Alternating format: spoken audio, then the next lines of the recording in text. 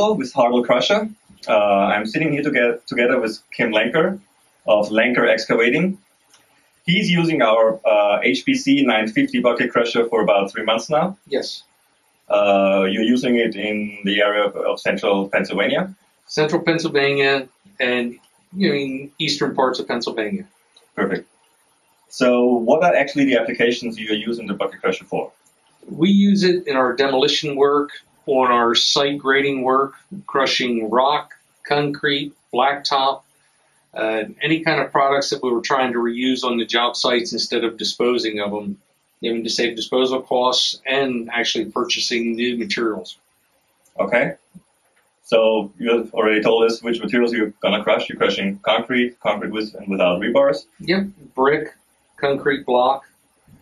Sometimes even some of the places have ceramics, marble, different things like that, just to crush them back so we can use them as stone again. Okay, perfect. So what are actually the average job sizes of the jobs you're using it for? Job sites that we normally get involved in are anywhere from 500 to 3,000 ton of material.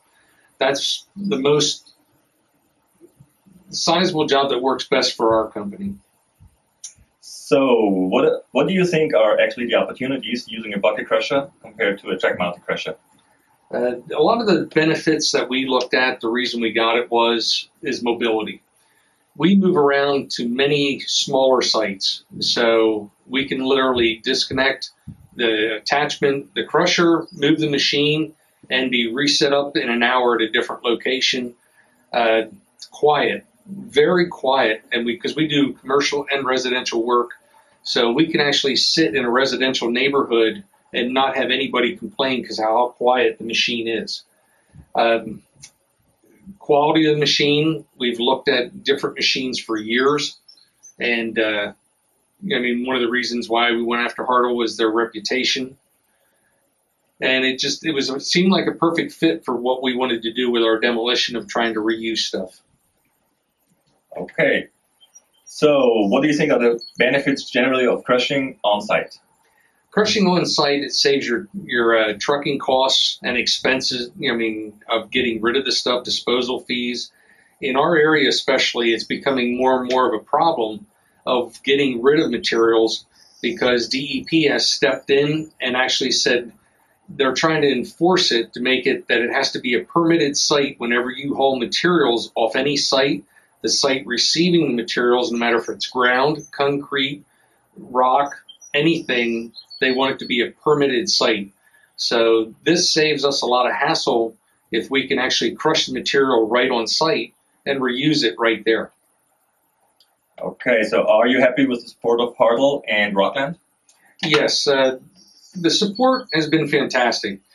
Being able to get mechanical questions answered, logistics questions answered, they have been spot on. Any kind of parts we need, it's been spot on. With the fact that they have a location in Bedford, Pennsylvania, which is very close to us, it was another deciding factor why we went with them because all the parts are there. They're only an hour and a half away from us, and like I said, their support has been fantastic. So, how has the bucket crusher, improved your business?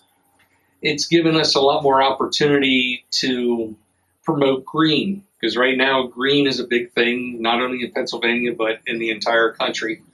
So we can actually market it on the fact of that we are trying to be green, reuse things. We don't have the emissions because of the crusher being what it is. It's an attachment onto a Volvo excavator.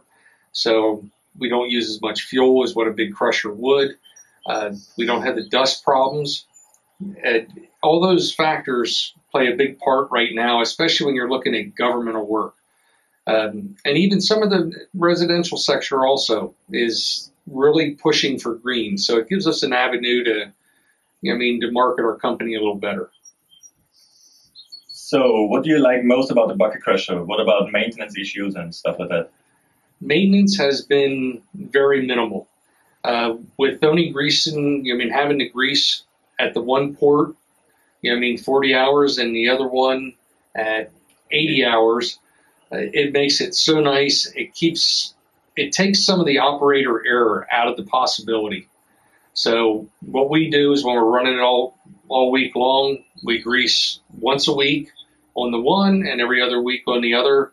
And it's an easy thing that I can even, as an owner, stop in on the job site, and that Monday that we've been working after that week, I can actually be there and watch it being done, so it makes sure it's being done the way it should be. As for the other things on the machine, very little has to be done. The most we might do is once a week go around and torque all the bolts, which is the same thing you do on any other kind of crushing plant. It's not out of your norm. And do a walk around on it, and it's ready to go. Okay, thank you very much, Mr. Lenker. I appreciate your time, and have a good one. It's been a pleasure working with you guys. Thank you very much.